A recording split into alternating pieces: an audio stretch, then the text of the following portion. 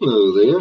If you've been watching the channel for a while, you know my name is Robert McKay, and the channel, as you just saw, is Whiskey for Beginners.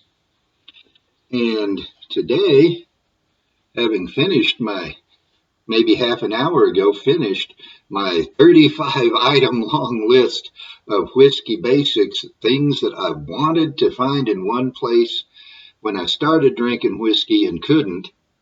I'm now having fun with, well, I've been having fun all along, but I'm doing things that I want to do at that moment. And I thought that for this video, which will go in, oh shoot, I can't remember what I have a playlist for reviews and a playlist for Whiskey Basics. This will, I guess, won't go in a playlist, at least not right now. Maybe later on I'll concoct one for the general stuff. But I thought today I would talk about my higher proof bottles. I don't know exactly where the line is between low and medium proof and medium and high proof. In fact, probably different people would draw it at different places. There's no Mason-Dixon line for the Yankees to stay north of, and I wish they would. But that's a whole nother subject. What I want to talk about today is my higher proof stuff. Some of it may be high proof, some of it may be at the upper end of medium proof. If it's high proof, it may be on the lower end of high proof. I have no hazmat stuff. I never have. The highest I've ever had is a bottle I'm going to show you, 128.2, I believe. Hazmat is 140 proof and above. 70% alcohol. And they call it hazmat because the government will not allow transportation of 140 proof and above whiskey by air because it is just too flammable. And there's not a lot of whiskey above that or even at that. So I may never even see a hazmat. I never have. But I think I'll take these in order of proof going upwards. So this one, and one of the reasons I'm sitting as I am, earlier I was sitting back, is I want to be able to bring these up close to the camera. This is Old Granddad 114, and it's from Jim Beam. The Old Granddad is Basil Hayden. If you've ever had Basil Hayden bourbon, maybe you liked it. I had a chance once to get a bottle for 25 bucks, which is very low for Basil Hayden bourbon. And I thought that was the most it was worth. It sells for 40 some odd bucks usually. And I thought it was just Jim Beam in a fancier bottle. It just did not please me. But Old Granddad, with the picture of old Basil Hayden on it, he's the granddad, is very good. This bottle I got from Kelly Liquors here in Albuquerque at their Mountain Run store. They're always just a couple of dollars higher than Total Wine because Total Wine is a national chain and does huge volume. Kelly Liquors is a state chain. As far as I know, they're only in Albuquerque and Santa Fe. And so they don't have the volume. They don't get the volume prices. Prices, not pricing. I get so tired of people who can't talk English. We have perfectly good words already. You don't have to invent pretentious new ones. But this is very good. I like proof. I've learned that. And for me, I don't drink much 80 to 90 proof whiskey anymore. Scotch, you're going to get that. You're going to get it with Irish. There are higher proof expressions in Scotland and Ireland, but the prices are way up in the atmosphere. But I generally like stuff at 90 or better. And this is better. 114, very tasty whiskey. It's kind of a combination of bright and dark notes.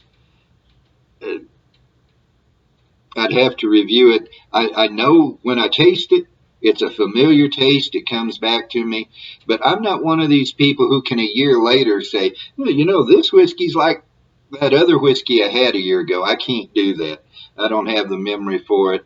And I have tried to train my memory, believe me.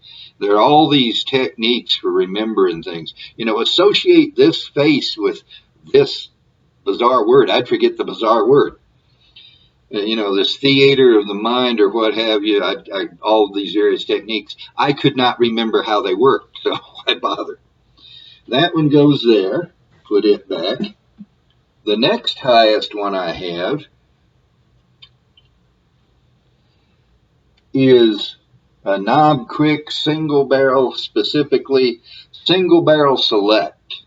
They have a single barrel reserve and a single barrel select, and I don't know what the difference is. But this is the second bottle of this that I've had. This is, and I wear my glasses to see out. For up close, my eyes are so that I take them off to read. Okay, this little strip here on the bottom, I'm just going to read off of it. Single barrel select bourbon, Kelly's Liquors. The actual name is Kelly Liquors, but since normally it would be Kelly's or Joe's or what have you, they have Kelly's Liquors. Barrel, yeah, that's so small I can't even read it. Warehouse W, floor 04, Rick 094, barrel date January 8th, 2014, selected date October 2nd, 2023. So definitely 9 years. This is a 9-year bourbon. Although, does it have an age statement on it? I don't see where it says 9 years, but it is 9. You can see that from the dates. And this is 120 proof whiskey. 60% alcohol. It's only 20 proof points away from being a hazmat, but I've gotten used to proof enough that 120 is it's good for me. It's not necessarily high, but it's definitely not low. And this bottle cost me $56.99, and that is outside of my normal reach. This is the second bottle I've had. I think I mentioned that already. And both times I scrimped and saved and even used money I didn't have and bought it.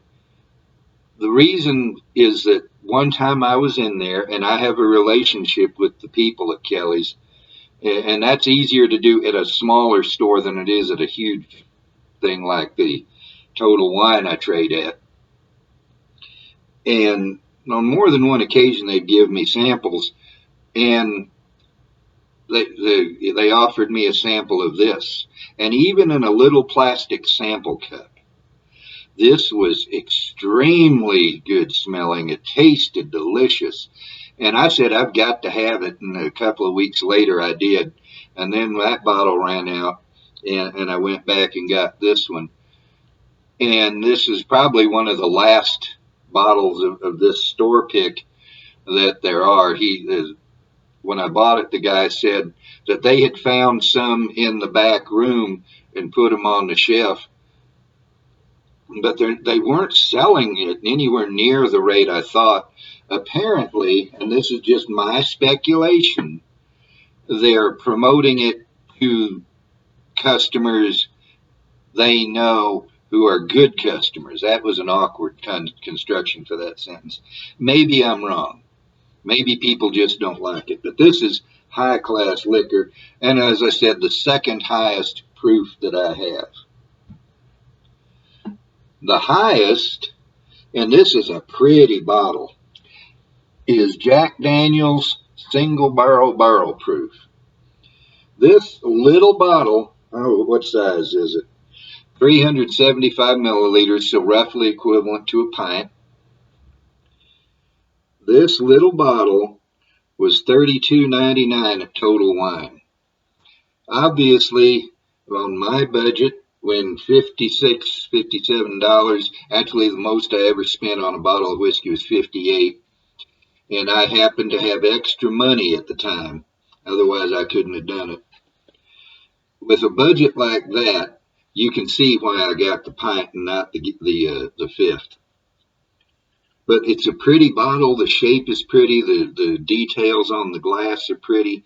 This up here is pretty, which isn't often the case. And the label's very pretty. 64.1% alcohol, which is, I was right when I was trying to remember it a while back, 128.2 proof.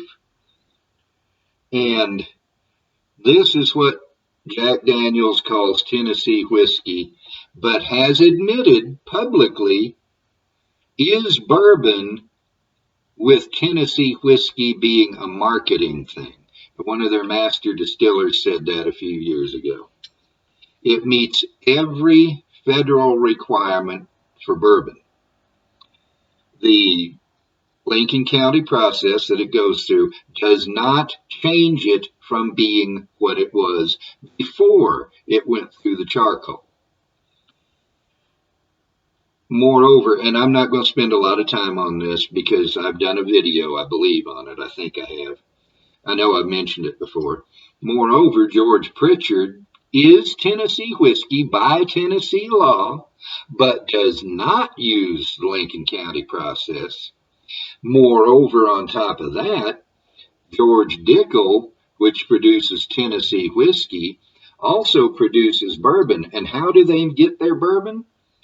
All of their juice goes through the Lincoln County process, goes into the barrel, goes into the warehouse. But there are some barrels that just don't fit the profile for their Tennessee whiskey. Those barrels, which have been through the Lincoln County process, become George Dickel bourbon. And then there are whiskeys out of Kentucky which use the Lincoln County process. But because they're not in Tennessee, they can't call themselves Tennessee whiskey. They're bourbon. So you can form whatever opinion you want. You can hold to whatever view you want. It's good, whether it's bourbon or not bourbon. This is good stuff. It's the highest proof I've ever owned. And for beginners, and yes, this channel is Whiskey for Beginners. For beginners, this is almost absolutely certainly not what you need to drink. In fact, none of these three are really good for a beginner. But as you progress, you may find that 80 proof is good, but 90 proof is better, and 100 proof is better. You start getting into the Knob Creek 9-year maybe, which is 100 proof, or the Knob Creek Rye, which is 100 proof. Maybe you start drinking some bottled and bond whiskey, which is always 100 proof. And you begin building up your tolerance for and appreciation for proof. This can happen. It doesn't always.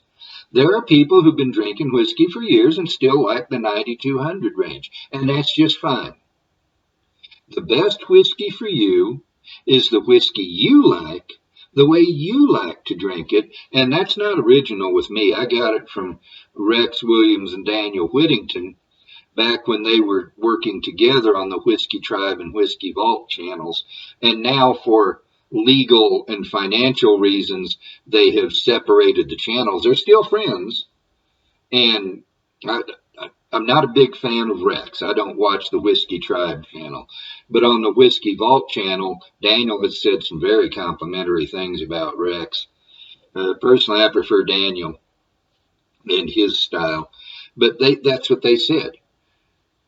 And Mike Honcho, when I was first starting out 2.5 years ago on MeWe in the whiskey group, said if you like it, it's good whiskey. So if you like these or others at a higher proof, good.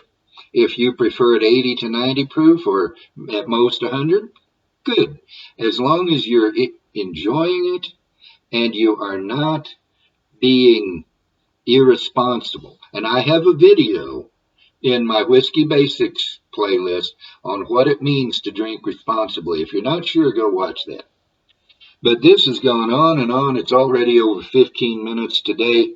I'm alone in the apartment. I don't have to try to accommodate my wife's schedule right now, which I normally do out of love for her. But still, I don't like to make these long videos, not just me babbling. So I have a few dregs in here, and I've come to have this custom. Excuse me, allergies. It's spring in Albuquerque and the allergy season is on.